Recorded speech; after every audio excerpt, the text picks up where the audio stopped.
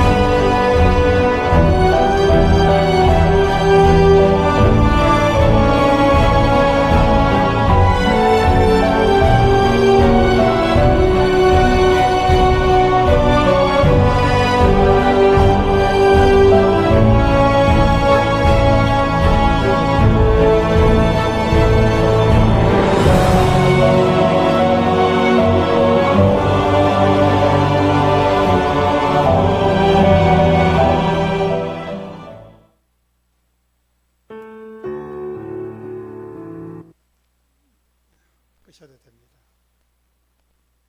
거거 복된 주일 우리 주 앞에 나와서 예배하는 모든 성도님들 항상 주님의 은혜와 평강이 여러분 가정에 충만하시기를 바랍니다. 함께 축복하겠습니다. 하반기에는 더 큰 복을 받으십시오. 예, 나름대로 전반기가 지나고 이제 후반기가 되었습니다. 특송 있나요? 맞아요. 장로님들 특송 있습니다. 1년 내내 준비했는데 제가 깜빡 잊고 지나가 버렸는데.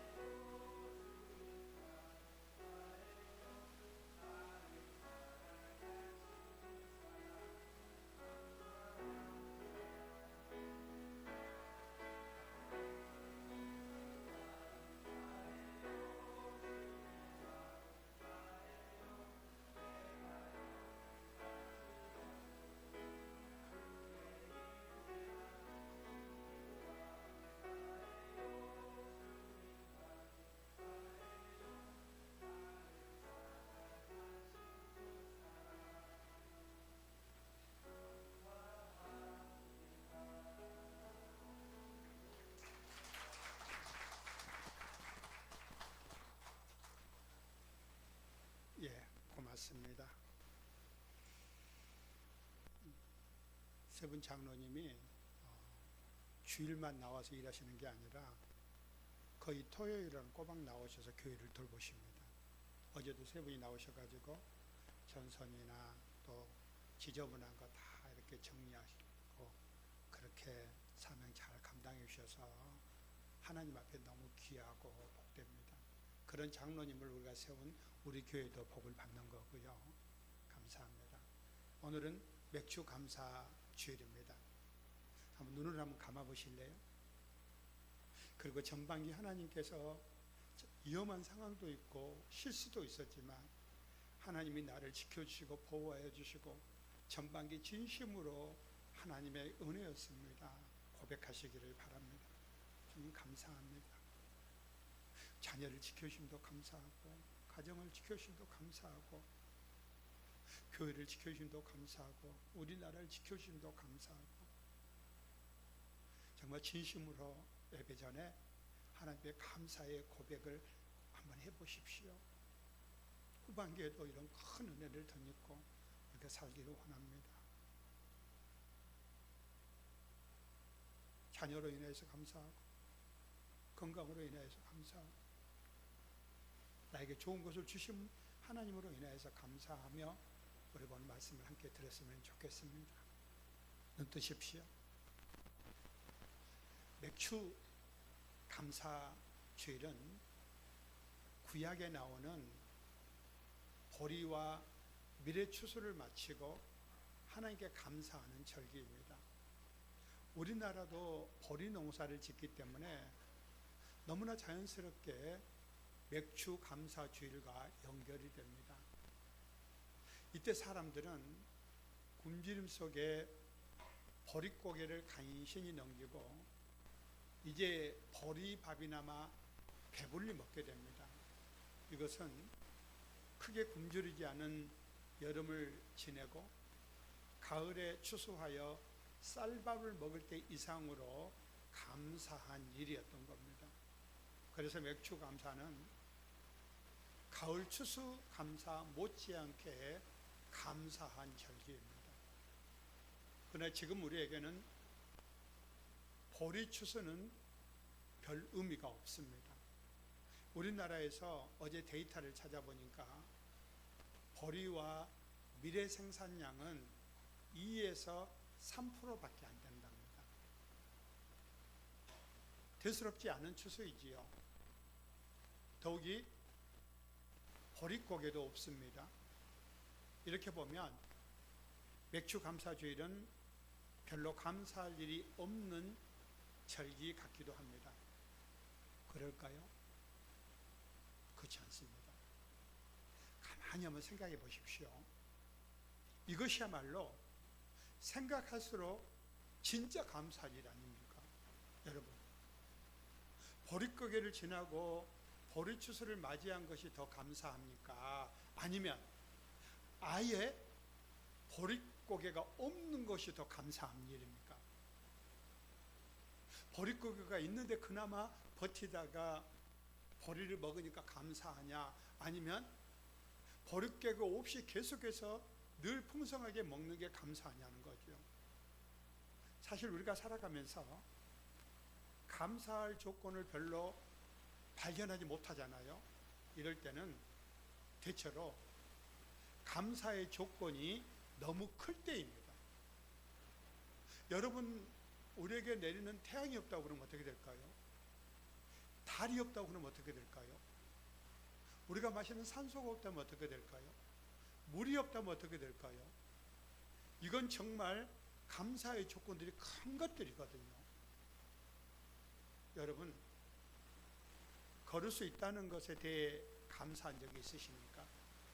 그러나 사고를 당해 몇 년 동안 걷지 못한 사람이 여러 번의 수술과 재활 치료를 통해 드디어 걷게 되면 걸을 수 있는 것에 대해서 얼마나 고맙게 생각합니까?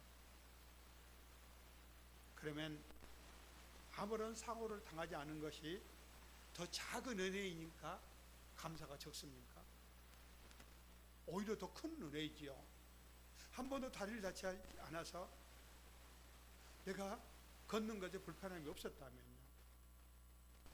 그런데 우리는 그것을 깨닫지 못하여 감사하지 못한다는 거고요. 우리가 무엇이 감사한지 모르며 지내고 있을 때 사실 우리는 가장 큰 은혜를 누리고 있는 겁니다. 그러나 이것만으로 맥주 감사 주일이 우리에게 감격적인 감사절이 되기는 어려울 것 같습니다.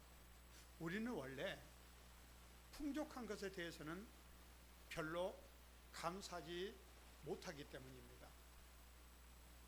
물이 밥보다 우리에게 더 절실한 것이지만 밥을 먹을 때는 그나마 기도를 합니다. 물을 마실 때는 별로 기도하지 않지요. 이것이 잘못이라기보다는 우리가 이렇게 살아가고 있다는 겁니다. 그래서 맥주 감사 주일에도 보릿고개가 없어졌거나 보리추수를 했기 때문에 감사하기는 쉽지 않은 것입니다. 그래서 우리는 지금 우리에게는 맥주 감사 주일에 상반기 베풀으신 하나님의 은혜를 되새기며 하나하나 감사하는 것은 굉장한 의미가 있는 겁니다. 그리고 마땅히 그리해야 되는 거고요. 이것은 추수감사주일에 꼭 추수만이 아니라 1년 동안 받은 모든 은혜에 감사하는 것과 비슷하지요. 맥주감사주일은 이런 여러 가지 의미가 있어서 우리에게 귀한 감사의 절기입니다. 하지만 오늘은 곡식을 주신 은혜나 상반기에 받은 은혜와는 좀 다른 은혜를 되새겨 보려고 합니다. 맥주감사주일에 다른 은혜를 생각하는 게 이상하십니까? 그렇지 않습니다. 신명기 26장을 보면 맥주절에 이스라엘 사람들은 하나님께서 자기들을 당신의 백성으로 삼아주시고 종되었던 애굽 땅에서 건져주시고 저들을 광야를 지나 가나안 땅을 허락해 주시고 나라를 세우게 해주신 것에 먼저 감사했습니다. 이것은 보리를 추수하는 것보다 훨씬 더 큰 감사들이거든요. 단순히 추수해서 거둬들인 것만 가지고 감사한 게 아니라는 거죠. 하나님이 맥주절에 이렇게 하도록 하신 것은 사람들이 워낙 감사할 줄 모르기 때문에 이런 절기를 활용해서 하나님의 모든 은혜를 되새기며 감사하도록 가르치기 위해서 그리하신 겁니다. 이렇게 우리가 하나님께 감사하는 것이, 우리가 감사를 많이 하는 것이, 작은 것 하나에도 감사하는 것이 하나님께 영광이 되고 우리에게는 큰 복이 되기 때문에 그렇게 하시는 겁니다. 그러므로 우리가 하나님의 여러 가지 은혜를 기억하며 감사한 것은 맥주 감사 주일에 너무나 잘 맞는 그런 모습입니다. 여러분, 감사의 표시를 할 때 가장 많이 쓰는 말이 어떤 말입니까? 직접적으로 감사하다는 말을 하는 거지요. 다음으로는 어떤 말일까요? 상대방의 공을 높이는 걸 겁니다.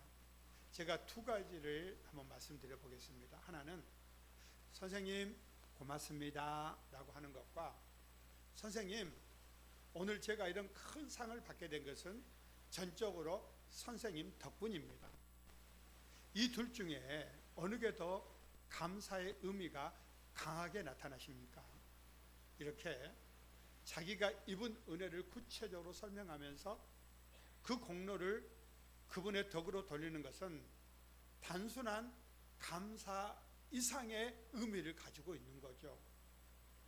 이것이 얼마나 소중하고 귀한지 우리에게 알려주려고 그러는 겁니다. 오늘 본문에서 바울이 하는 말을 들어보십시오. 먼저 자기가 얼마나 악한 사람이었는지를 먼저 고백합니다. 자기는 하나님의 사람들과 하나님의 교회를 핍박했던 사람입니다. 그래서 자신은 사도라고 칭함받을 수가 없다는 겁니다. 이것은 과거의 잘못이 너무 커서 지금도 사도라고 칭함을 받을 수 없다는 그런 뜻이지요. 그런데 자기는 사도가 되었습니다. 사도라는 말은 두 가지 의미가 있습니다. 하나는 넓은 의미의 사도입니다.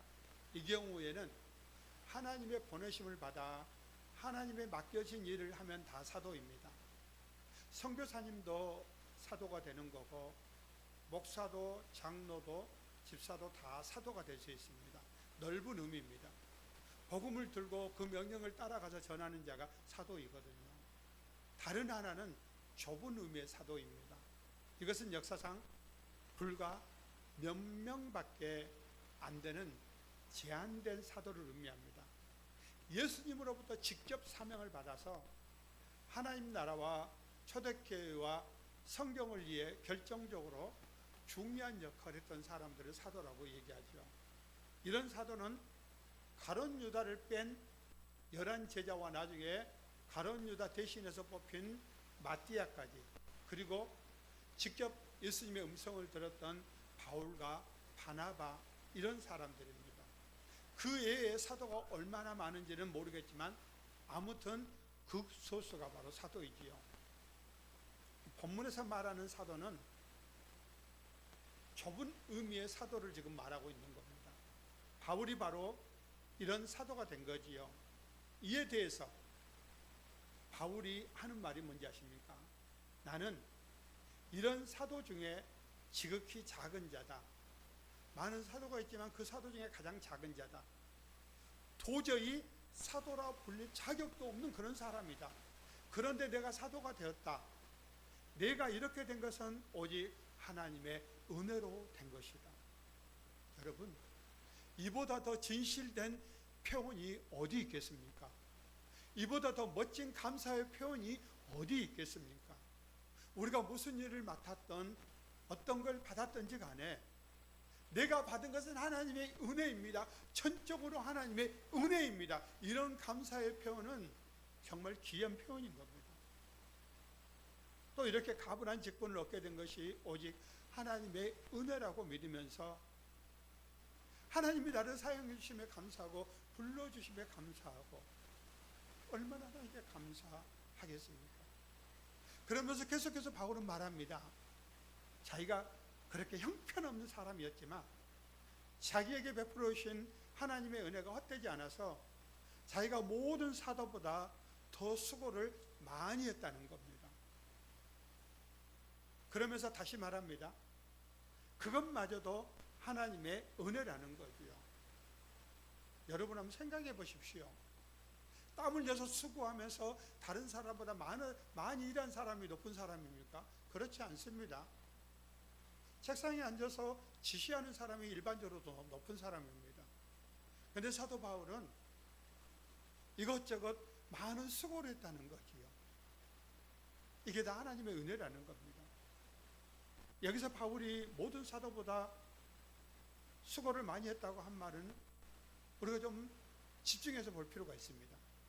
언뜻 보면 지가 일을 많이 했다고 지금 자랑질 치는 거야. 교만한 모습으로 보일 수 있습니다. 그러나 그렇지 않습니다. 바울이 말한 것은 자기가 더 중요한 일을 했다는 뜻이 아닙니다. 또 자기의 업적이 크다는 것도 아닙니다. 이 말은 단순히 바울이 남보다 땀을 많이 흘렸다는 겁니다. 더 많이 돌아다녔고 더 많이 말하고 더 많이 고생하고 더 많이 핍박을 받았다는 그런 뜻입니다. 바울은 주님을 위해 누구보다도 수고를 많이 했습니다. 왜 그랬을까요? 얼마든지 피할 수 있고 모른 척 할 수도 있고 나를 위해서 안 해버릴 수도 있었습니다. 근데 그는 그렇게 하지 않았다는 겁니다.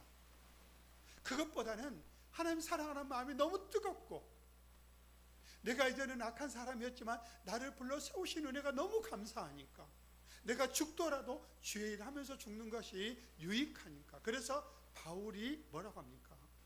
그렇게 많은 수고를 한 것도 다 하나님의 은혜였다는 거죠. 하나님은 이런 고백을 받기를 원하시는 거예요.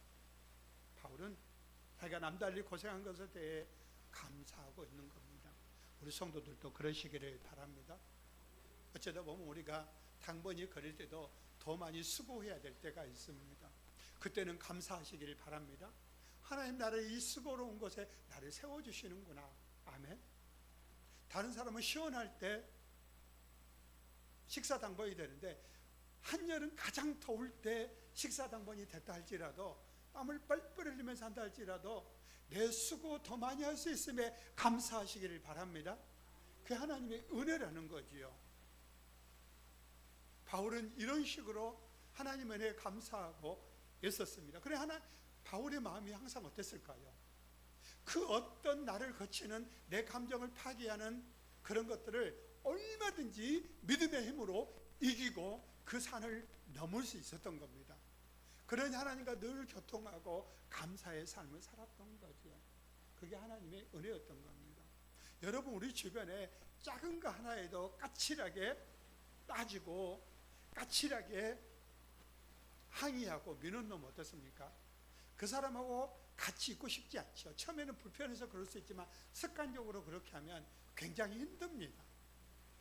그런데 우리가 하나님의 은혜를 받으면 나만 잘 되는 것이 아니라 주변 사람들도 나 때문에 행복하다는 거죠. 그럴 수 있지, 내가 할게. 바울은 자기가 남달리 고생한 것에 감사한다는 것.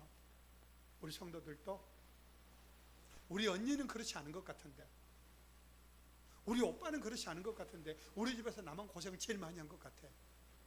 그런데 할지라도 그것으로 인해서 하나님께 감사해 보십시오. 때로는 부모님을 내가 모셔야 될 때도 있습니다. 오빠도 있고 언니도 있고, 그런데 내가 부모님을 모시고 있습니다. 그러면 감사하십시오. 하나님 그걸 통해서 내게 저들과 비교도 안 되는 은혜와 축복을 내리시려고 그리 하신 겁니다. 여기서 여러분 감사를 찾을 수 있기를 바랍니다. 오늘 본문에서 우리는 바울의 세 가지 드러난 감사와 한 가지 숨은 감사를 한번 배워보면 좋겠습니다. 드러나는 감사입니다. 첫째, 바울은 무지하고 교만하여 하나님을 섬긴다고 하면서도 오히려 하나님을 반역하고 교회를 핍박했습니다.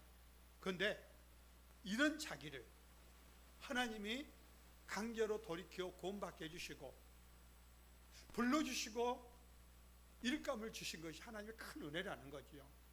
바울은 이 은혜 때문에 인간은 전적으로 하나님의 구원을 은혜로 구원받는다는 것을 확실히 깨닫고 이것저것 다니면서 어떤 사람도 하나님의 은혜면 구원받을 수 있다고 고백했던 겁니다. 이게 나중에 우리 기독교에 굉장히 중요한 교리가 되지요. 그래서 그는 평생 자기 업적을 의지하지 않습니다. 자기가 했던 것도 의지하지 않습니다. 오직 하나님의 은혜 하나만 의지하는 참된 신앙, 바른 신앙을 갖게 되는 거지요. 바울은 세상적으로나 종교적으로 최선을 다해서 배웠습니다. 여러분, 이런 종교적인 학문을 배우려고 학문의 도시인 다소에 가가지고 헬라 철학을 배웠습니다. 가말리엘이라고 하는 당대 최고의 율법학자들로부터 율법을 배웠습니다. 그리고 자기가 배운 대로 흠없이 살았습니다. 이런 삶으로 구원을 받을 수 있다고 생각했습니다.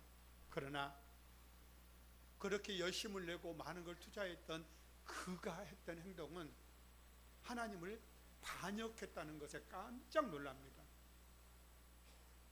예수님이 직접 나타나셔서 강제로 자기를 돌려주시지 않으셨다면 자기는 하나님께 가장 배역무도한 죄인이 되었을 거라는 거죠. 바울은 이방인이 아닙니다. 강도도 아닙니다. 하나님 말씀을 연구하는 율법을 공부하고 그에 따라 최선을 다한 사람입니다. 그러나 그 열심이 교회를 핍박하는 가장 무서운 죄를 지었다는 거지요. 우리도 그럴 수 있습니다. 하나님의 일을 많이 한다고 다른 사람의 상처를 주고 자신을 드러내려고 한다고 그러면 오히려 자신의 열심히 자기를 죽이는 역할을 할 수 있다는 거죠. 우리는 얼마나 겸손하게 조심해야 되는지 모릅니다. 그래서 작은 거 하나도 하나님의 은혜로 있습니다. 다 하나님의 은혜입니다. 고백해야만이 이런 시험에, 이런 유혹에 넘어가지 않게 되는 거죠. 우리는 여기서 인간이 얼마나 부족한지를 알아야 됩니다. 목사인 저도 얼마나 내가 부족한지를 알아야 되고, 우리 성도들도 그걸 알아야 되죠. 오직 구원은 하나님의 은혜로 주어진다는 것을 항상 잊지 말고, 하나님의 은혜입니다. 전반기도 하나님의 은혜입니다. 오늘도 내가 숨 쉴 수 있는 것도 하나님의 은혜입니다. 그래서 바울은 자기가 구원받은 것이 전적으로 하나님의 은혜라고 크게 고백하지요. 이보다 더 큰 감사의 찬양은 없을 것입니다. 여러분이 물질을 들고 다양한 봉사를 할 수 있겠는데 이보다 더 귀한 것은 없다는 거지요. 우리 성도들도 전반기를 지키시고 보호하시고 여기까지 인도하신 것은 하나님의 은혜라고 각자 고백하시기를 바랍니다. 왜냐하면 이보다 더 큰 감사의 찬양이 없기 때문에 그러는 겁니다. 우리는 어떻습니까? 우리에게 하나님의 자녀가 될 만한 자격이 있어서 하나님 자녀가 되었습니까? 내가 구원받는 것이 전적으로 우리 하나님의 은혜라는 것을 느낀다면 참된 감사의 신앙생활을 하고 있는 겁니다. 그래, 나 하나님의 은혜야. 하나님의 은혜야. 생각할수록 하나님의 은혜야. 내가 수고하고 애썼지만 하나님의 은혜야. 두 번째입니다. 바울은 자기가 사도의 직분을 받은 것이 전적으로 하나님의 은혜라고 고백합니다. 우리는 어떤 직분을 받았습니까? 여러분, 그 직분을 생각할 때 내가 이 정도밖에 대우를 받지 못하느냐고 원망하신 분 계십니까? 내가 신앙생활을 얼마나 많이 했는데, 얼마나 교회를 위해서 봉사 많이 했는데, 그렇다고 그러면 아직도 하나님의 이대하심을 잘 몰라서 그러는 겁니다. 하나님의 이대하심을 아는 사람은 하나님 앞에서 한없이 낮아지는 겁니다. 나는 낮은 자입니다. 지극히 낮은 자입니다. 그리고 자기가 받은 직분에 날마다 감사할 뿐인 거죠. 그래서 더 잘하고 싶고 더 하나님의 은혜를 구하고 싶고, 우리는 누구도 자격을 갖추어서 직분을 받은 게 아닙니다. 그냥 하나님 맡겨주셔서 하나님의 은혜로 받은 거지요. 우리에게는 모든 직분이 가분합니다.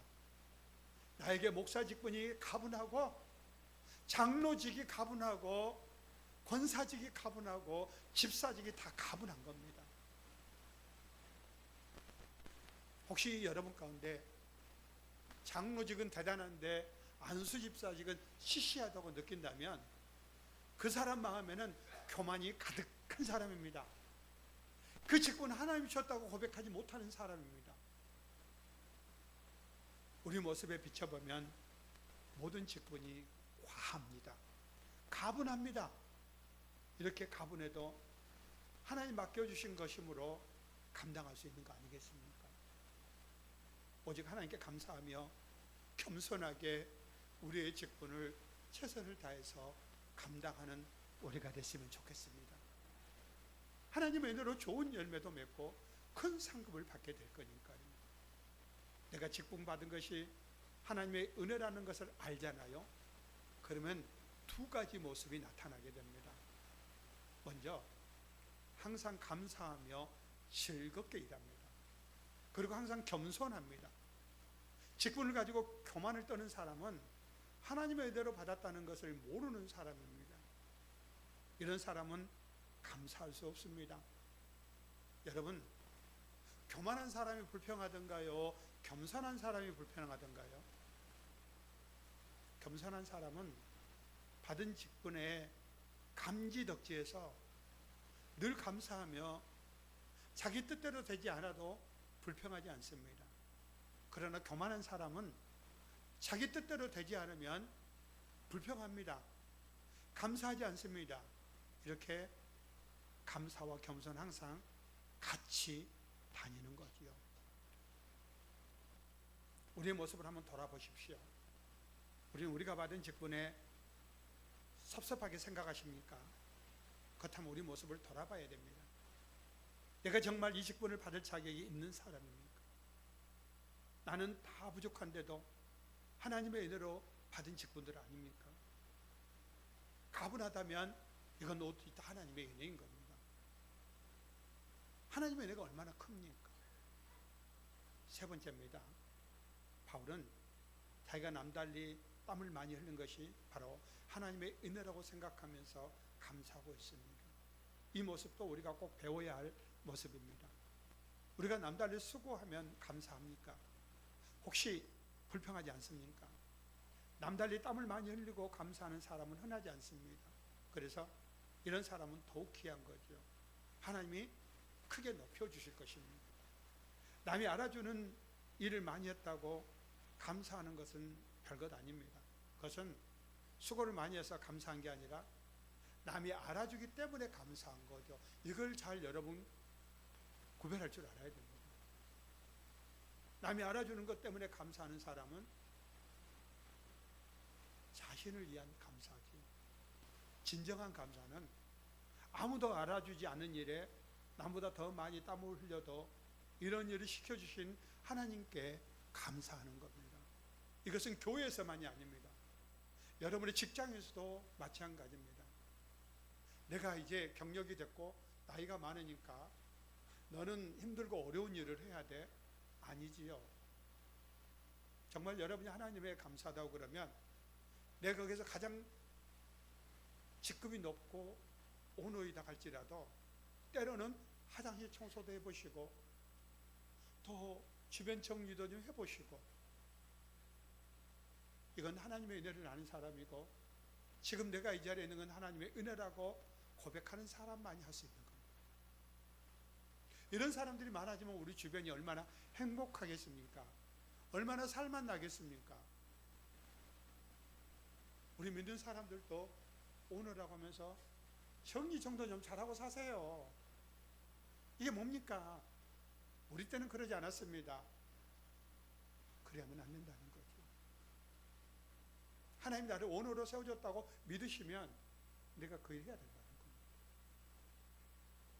더 큰 은혜를 받았으니까요. 이런 사람은 일의 성과가 나타나도 교만해지지 않습니다. 일하는 것이 하나님의 은혜라고 믿기 때문에 그런 거지요. 성과가 안 보여도 실망하지 않습니다. 이런 것 자체가 하나님의 은혜이니 열매도 하나님의 은혜로 때가 되면 나타날 것으로 믿거든요. 여러분 교회 일 하다가 짜증날 때 있으십니까? 세상 일이야 법대로 해버리면 되지만 교회 일은 그렇게도 못하고 하도 못 내고 속이 상한 적 있으십니까? 더군다나 그런 약점을 이용하려는 사람도 없지 않아 있습니다. 그래서 교회 일은 쉬운 게 아닙니다. 어쩌면 교회 일하는 게 세상 일보다 훨씬 더 힘듭니다. 제 부족한 인간의 안목으로도 여러분이 교회 일로 얼마나 고생하는지 대략 압니다. 하나님은 얼마나 잘 아시겠습니까? 하나님은 여러분의 수고를 다하시고 갚아 주실 것입니다. 하나님과 상대해서 손해볼 일이 없습니다. 여러분이 하는 모든 일은 하나님을 상대로 하시기를 바랍니다. 그래야 손해가 없는 거예요. 하나님의 수고에 대해서 더 큰 상급을 반드시 주십니다. 하나님은 업적 따라 상을 주시는 게 아니라 열심히 일한 데에 따라 상을 주시는 거지요. 이것을 기억하시고 일을 많이 할수록 바울처럼 그것이 바로 하나님의 은혜라고 생각하면서 거기에서 불평이 아니라 감사를 하는 우리 모두가 됐으면 좋겠습니다. 이런 감사가 하나님을 기쁘시게 하며 우리들에게도 복을 가져다 주는 겁니다. 마지막으로 숨어있는 감사를 한 가지 살펴보려고 합니다. 그것은 바울이 교회를 핍박하는 죄를 지었다는 사실에 대한 감사입니다. 교회를 핍박한 것에 대한 감사요? 어떤 이런 논리가 있을 수가 있죠. 바울은 이거에 대해서 감사하고 있지 않습니다. 그러나 바울이 이렇게 감사하는 사람이 된 것은 그런 실수를 저질러서 자기가 지극히 부족한, 용서받을 수 없는 죄인이라는 것을 알았기 때문에 그런 겁니다.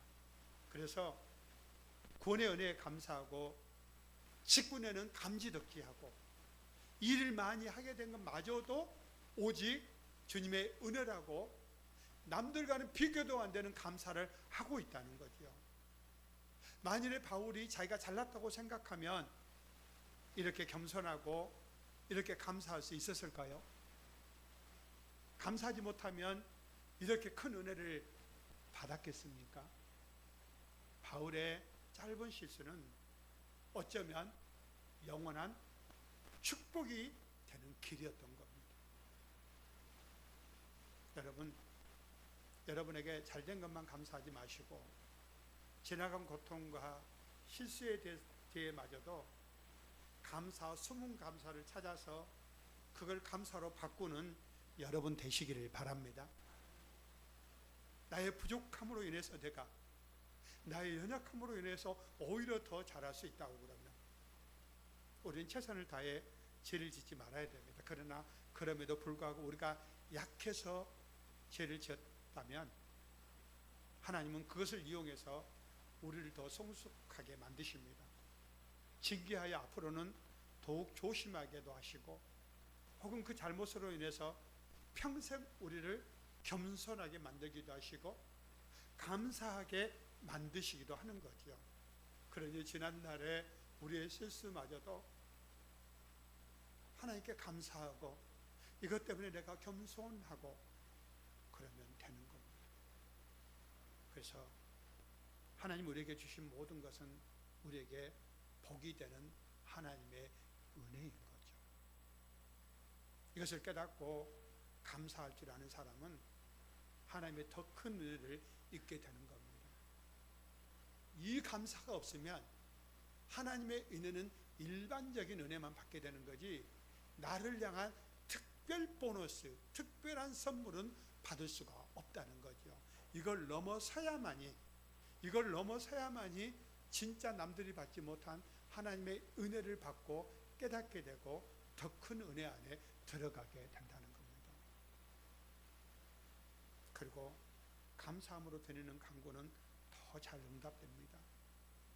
맥주 감사주의를 맞아 보릿고개 때 맥주 감사절을 지키던 우리 선배들보다 우리가 더 큰 은혜를 입고 있음을 깨달으셨으면 좋겠습니다. 지금 우리가 누리는 은혜에 감사할 수 있기를 바랍니다. 집이 있음에 감사하고 새끼 먹을 수 있음에 감사하고 이렇게 예배당에 나올 수 있음에 감사하고 지난 상반기에 베푸르신 주님의 은혜에 감사할 수 있기를 바랍니다. 더욱이 나같이 부족한 사람에게 구원을 주시고 교회에서 여러 가지 직분을 주시고 특히 땀 흘려 봉사하게 해주심에 더 큰 감사를 할 수 있기를 바랍니다. 심지어 우리가 겪고 있는 고난과 실패와 실수마저도 하나님의 은혜이며 우리에게 유익이 될 것으로 믿으시면서 감사할 수 있기를 바랍니다.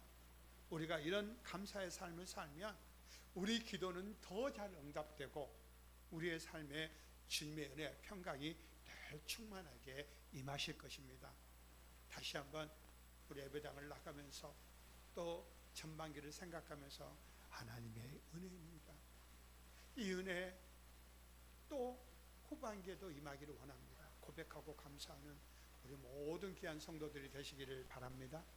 기도하겠습니다. 우리 말씀을 생각하면서 함께 기도했으면 좋겠습니다.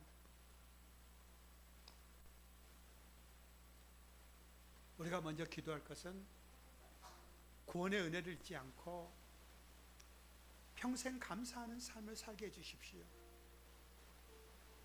맡겨진 직분과 사명을 하나님의 은혜로 여기고 겸손하게 충성하게 해주십시오. 고난과 실패가 있었다 할지라도 하나님 선한 뜻으로 믿고 감사하는 믿음 되게 해주십시오. 우리 함께 기도했으면 좋겠습니다.